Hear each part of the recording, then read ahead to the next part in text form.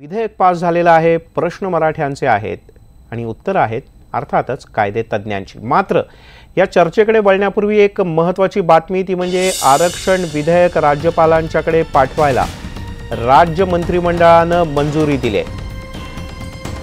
जी विधेयकाची कायदेशीर प्रक्रिया असते त्यानुसार विधानसभा विधान परिषद या दोन्ही ठिकाणी विधेयकावर चर्चा होऊन ते बहुमतानं पारित व्हावं लागतं। 16% मराठा आरक्षणाचं विधेयक दोन्ही सभागृहात एकमतानं मंजूर झालंय आणि कायदेशीर प्रक्रिया पूर्ण होण्यासाठी या विधेयकाच्या निर्णयावर राज्यपालांची स्वाक्षरी होणं आवश्यक असतं। आता हे विधेयक त्याचा मसुदा या सर्व गोष्टी राज्यपालांच्याकडे सहीसाठी पाठवण्याचा निर्णय मंत्रिमंडळाच्या बैठकीत घेण्यात आलाय।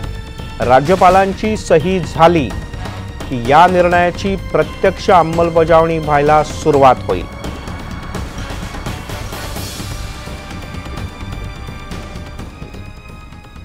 आरक्षणासाठीच्या मराठा समाजाच्या ऐतिहासिक लढ्याला अखेर यश आलं। मराठा समाजाला 16% आरक्षण देणारं विधेयक दोन्ही सभागृहात एकमतानं मंजूर करण्यात आलं। आता ते मंजुरीसाठी राज्यपालांच्याकडे पाठवलं जात आहे। राज्यपालांनी सही केल्यानंतर मराठा समाजाचा नोकरी आणि शैक्षणिक संस्थांमधल्या आरक्षणाचा मार्ग मोकळा होणार आहे। मराठा समाजानं आझाद मैदानातलं आपलं उपोषण आंदोलन सुद्धा मागे घेतलं आहे। पण आरक्षण लगेच लागू होणार का? आरक्षणाची कायदेशीर लढाई नेमकी कशी असणार आहे? आरक्षण मिळालं म्हणजे नेमकं काय झालं? यासारखे अनेक प्रश्न आहेत।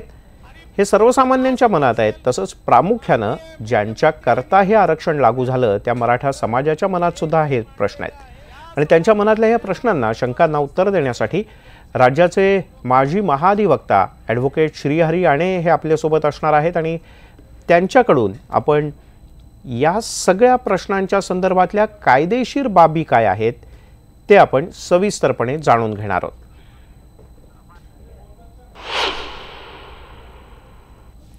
त्यामुळे श्रीहरी आणेजी आपलं या चर्चेत आणि या गप्पांमध्ये स्वागत आहे।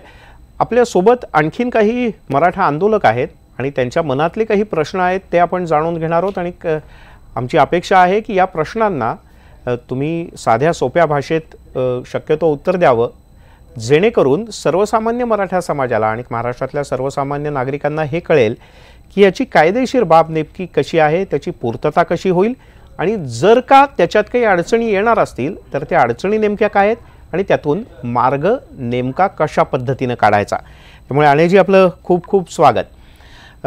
सगळ्यात सुरुवातीला एक प्रश्न जो सगळ्यात मोठा आहे चर्चेतला सगळ्यांच्या मनातला तो म्हणजे आरक्षण टिकेल का? आपल्यासोबत एक कार्यकर्ते आहेत त्यांनी एक प्रश्न विचारलाय तुम्हाला, आपण तो प्रश्न पाहूयात। महेश राणे गेले 10 दिवस इथे उपोषण करतो आहे। सरकारला माझा एकच प्रश्न आहे, हे जे आरक्षण देत आहे ते कोर्टात टिकेल का? आणेजी काय सांगाल?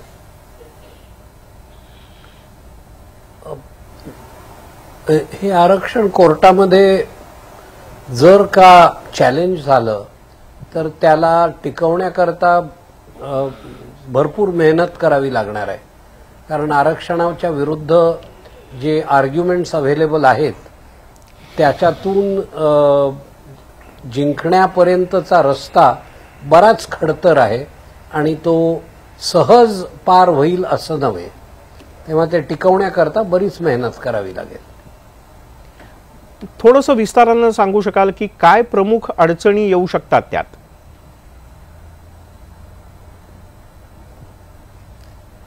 आरक्षणाचा जो उद्देश आहे तो मराठा समाजाला रिझर्वेशन देण्याचा आहे। हे रिझर्वेशन देताना 16% जे रिझर्वेशन दिल्या गेलेलं आहे त्यांनी महाराष्ट्रातलं टोटल रिझर्वेशनचा आकडा हा बराच वर गेलेला आहे। त्याच्यामुळे या आरक्षणाला टिकवण्याकरता सुप्रीम कोर्टाचे जे आदेश आहेत की आरक्षण सर्वसाधारणपणे 50%हून जास्त असायला नको, ते आदेश उल्लंघन झालं अशा तऱ्हेचा एक सूर निघणार आहे आणि त्याबाबत मग कोर्ट त्याच्यावर विचार करेल। आरक्षण वाढवता येतं का, 50%च्या पलीकडे नेता येतं का? हा विचारा ना। नाही तुम्ही पूर्ण करा सर। हा एक मोठा मुद्दा कोर्टापुढे येणार आहे. हो. हा डिफेंड करता येतो. बहुतेक आरक्षण 60% याच्या पलीकडे गेलं तर ते गैरकायदेशीर नाही असं आर्ग्युमेंट समर्थपणे केल्या जाऊ शकतं. दुसरे जे मुद्दे मात्र निर्माण होत आहेत ते जास्त कठीण आहेत. आरक्षण हे ओबीसी कॅटेगरीमध्ये न देता एक अतिरिक्त वर्ग निर्माण करण्यात आलेला आहे आणि त्याच्यामध्ये ते आरक्षण दिल्या गेलेलं आहे. आपल्या संविधानामध्ये, आपल्या घटनेमध्ये शेड्यूल्ड कास्ट आणि शेड्यूल्ड ट्राईब्स हे 2 वर्ग सोडले तर अदर बॅकवर्ड कॅटेगरी हा असा एक स्पेसिफिक वर्ग नाही आहे. घटनेच्या विशिष्ट कलमांखाली कल्चरली आणि एज्युकेशनली बॅकवर्ड क्लास म्हणजे सामाजिकरित्या किंवा शैक्षणिकरित्या मागास असलेला वर्ग यांच्याकरता रिझर्वेशन करता येईल असं म्हटलेलं आहे. आजपर्यंतचा याचा अर्थ असा लावला जायचा की एक इकॉनॉमिक अदर बॅकवर्ड क्लास आहे ज्याच्याकरता आरक्षण देता येतं. आता अदर बॅकवर्ड क्लास वगळून एक नवीन क्लास निर्माण केला गेलेला आहे आणि असा क्लास निर्माण करता येतो का, घटनेमध्ये ते कितपत ग्राह्य आहे, अशा पद्धतीचा एक मोठा प्रश्न निर्माण होतोय. आणि जी जर असा क्लास निर्माण करता येत असेल तर याला जोडून आणखीन 2 प्रश्न आहेत आपल्याकडे. त्याच्यातला पहिला प्रश्न आणखीन एका कार्यकर्त्याचा घेऊया. हा बोला. 50% जास्त आरक्षण होणार आहे, त्यामुळे आता या आरक्षणासाठी घटना दुरुस्ती होणं गरजेचं आहे का? कारण आणि सर हा खूप महत्वाचा प्रश्न आहे सगळ्यांच्याच मनात. घटना दुरुस्ती गरजेची नाही. नाही, घटना दुरुस्ती अशी गरजेची नाही. 50% आरक्षण घटनेत घातलेलं नव्हतं. 50% आरक्षण हे एका सुप्रीम कोर्टाच्या निकालाने दिलेलं आहे आणि त्याच्यामध्ये सुप्रीम कोर्टाने 50% पर्यंतच मर्यादित ठेवावं असंही म्हटलेलं नाहीये. शक्यतो 50% एक्सीड होऊ नये असा त्या निकालाचा सूर होता. तेव्हा आता जर आपण 50%च्या पलीकडे न्यायचं असेल तर एक पद्धत असू शकते की घटना दुरुस्ती करून ते आणायचं.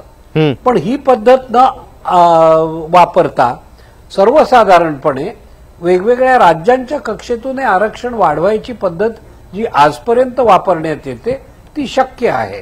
फक्त का वाढवलं हे जस्टिफाय करावं लागेल. पण मग याला सुरुवातीला राज्याच्या उच्च न्यायालयात आव्हान दिलं जाऊ शकतं का थेट सर्वोच्च न्यायालयातच याला आव्हान दिलं जाईल? नाही, याचं आव्हान पहिल्यांदा राज्याच्या उच्च न्यायालयातच दिलं जाईल. हा राज्याचा कायदा आहे. बरोबर. आणि जर कोणी सर्वोच्च न्यायालयात गेलं तर बहुतेक सुप्रीम कोर्ट ते एंटरटेन करणार नाही आणि आधी हायकोर्टात जा असं सांगेल. सर्वसाधारणपणे एखादा कायदा जो एखाद्या राज्याचाच असतो तो कायदा त्या राज्याच्या हायकोर्टमध्येच आधी चॅलेंज केला जातो आणि सुप्रीम कोर्टात जायची काही गरज नसते. किंबहुना गेलं तर सुप्रीम कोर्ट सर्वसाधारणपणे ऐकत नाही. बरोबर. ते सांगतात की आधी राज्यात जा आणि मग तिकडे जर का तुमचं समाधान नाही झालं तरच तुम्ही सर्वोच्च न्यायालयात या. बरोबर आहे. सर, एक प्रश्न आणखीन सर्वसामान्यांच्या मनातला आहे. तो साधारणपणे ओबीसी कोटा आणि त्याच्यात नेमकं आता ओबीसीमध्ये जर का हे ऍड केलं, आता स्वतंत्र प्रवर्ग दिलाय पण आतापर्यंतचे जे अहवाल होते तर त्याच्यात ते ओबीसी कोट्यातनं द्यावा अशा प्रकारची मागणी होती. विरोधकांनी तसं म्हटलं होतं. तर त्या अनुषंगानं 2 प्रश्न आलेत आपल्याकडे, आपण तेही ऐकूया. राणे समितीने अनुच्छेद 15(4) आणि 16(4) प्रमाणे आरक्षण दिलं होतं. ते आरक्षण सुद्धा ओबीसी मध्ये होतं आणि त्याच अनुषंगाने त्याच अनुच्छेदाप्रमाणे हेही सरकारने आरक्षण दिलेलं आहे. मग हे आरक्षण ओबीसी मधूनच दिलं असं समजायचं का?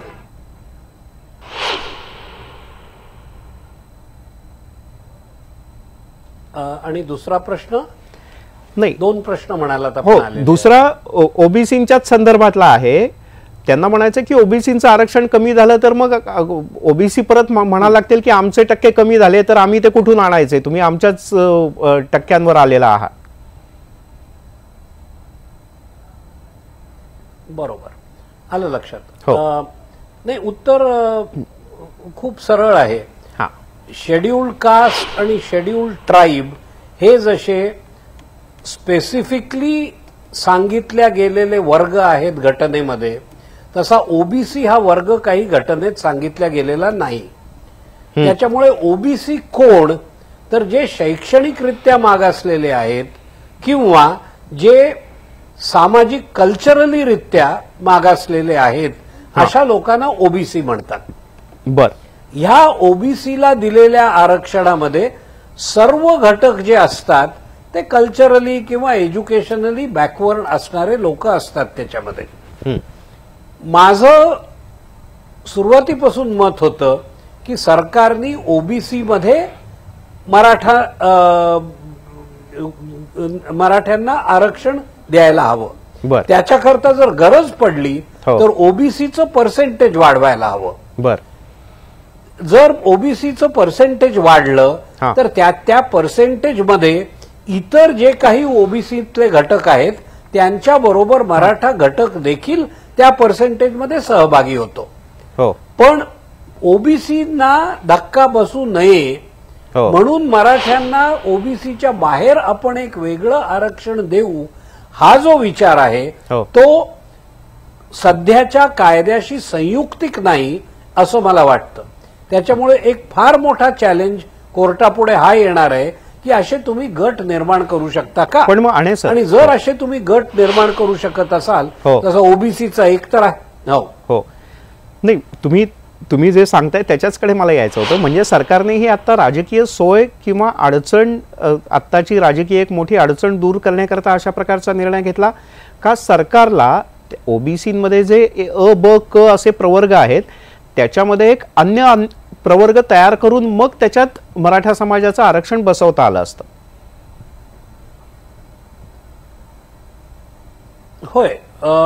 हा सरकारने निर्णय का घेतला हे उत्तर देणं कठीण आहे. याला राजकीय कारणं आहेत का इतर काही कारणं आहेत ती असू शकतील. एक गोष्ट निश्चित आहे की ओबीसीच्या अंतर्गत जर हे मराठा समाजाला आरक्षण दिलं असतं हो. तर मराठा समाजाला दिल्या गेलेल्या आरक्षणामुळे इतर ओबीसीच्या अंतर्गत घटक आहेत त्यांना कमी हिस्सा मिळाला असता. पण हा प्रॉब्लेम सॉल्व्ह करण्याकरता ओबीसींचा बाकीच्या घटकांना त्रास न होऊ देण्याकरता हो. टोटल आरक्षण वाढवता आलं असतं. हा हेच 16% जे बाहेर ठेवलेलं आहे ओबीसीच्या, हे ओबीसींना 16% वाढीत देता आलं असतं आणि मराठ्यांना त्याच्यात ऍड करता आलं असतं, तर ते ओबीसीच्या अंतर्गत आरक्षण समजल्या गेलं असतं.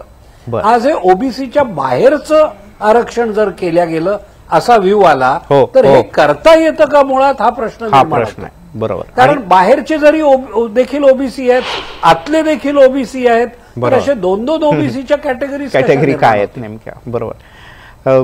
तुम्ही खूप याच्या बरोबर एक जोड मुद्दा आहे. बोला सर. तो असा की तुम्ही याला ओबीसीच्या बाहेर नेऊन जेव्हा आरक्षण देता हो तेव्हा उर्वरित समाज जो आहे, जो आरक्षण ज्याला आरक्षण मिळत नाही हो त्यांना जो काही अवेलेबल भाग असतो, नोकऱ्या तो कमी म्हणा, होतो. शिक्षण म्हणा, त्याच्यामध्ये आता 16% कपात झाली. बरोबर. त्याच्यामुळे ओपन कॅटेगरी जे आपण म्हणतो, हो. ओपन कॅटेगरीला जे काही मिळत होतं ते आता आणखीन कमी झालं. तर याच्यामुळे ओपन कॅटेगरीवर निश्चित परिणाम होतो. ते 32% पर्यंत कमी झालं आता. ओबीसीवर परिणाम होऊ नये म्हणून हे केलं असेल. हो 16% कमी झालं ना त्यांचं. बरोबर. ताबडतोब त्यांना 16% बरोबर. सीट्स कमी झाल्या. आणि म्हणूनच आणि असं म्हणणं की ओपन कॅटेगरीचा जो समाज आहे, हो होय, याला जोडूनच म्हणूनच मनात प्रश्न असा आहे की मुळात कायदेतज्ञ काही जो प्रश्न उपस्थित करतात किंवा सभागृहातही केला की 52% वरचं जे आरक्षण आहे जे आता देण्यात आलंय किंवा आता धनगर समाजाचंही आरक्षण प्रस्तावित आहे, निवडणुकांच्या पूर्वी ते मिळेल असं सांगितलंय. तर याही अनुषंगानं काय मनात प्रश्न आहेत लोकांच्या? मुळात सरकारला असा अधिकार आहे का? आता ठीक आहे, सरकारनं निर्णय घेतला, अध्यादेश काढला, राज्यपालांची सही होईल, पण त्यानंतर कोर्टात जे काही मुद्दे उपस्थित केले जातील त्याच्यात हे आरक्षण टिकण्याकरता असे काय मुद्दे उपस्थित करावे लागतील जेणेकरून मराठा आरक्षण जे 16% दिलंय ते टिकेल आणि पुढे आगामी काळात जाऊन राजकीय आरक्षणाची सुद्धा मागणी किंवा विचार केला जाऊ शकतो का? राजकीय फायद्यासाठी किंवा राजकीय गणितं सोडवण्यासाठी, हेही आपल्याला जाणून घ्यायचं. एक छोटासा ब्रेक घेऊया. ब्रेक नंतर सुद्धा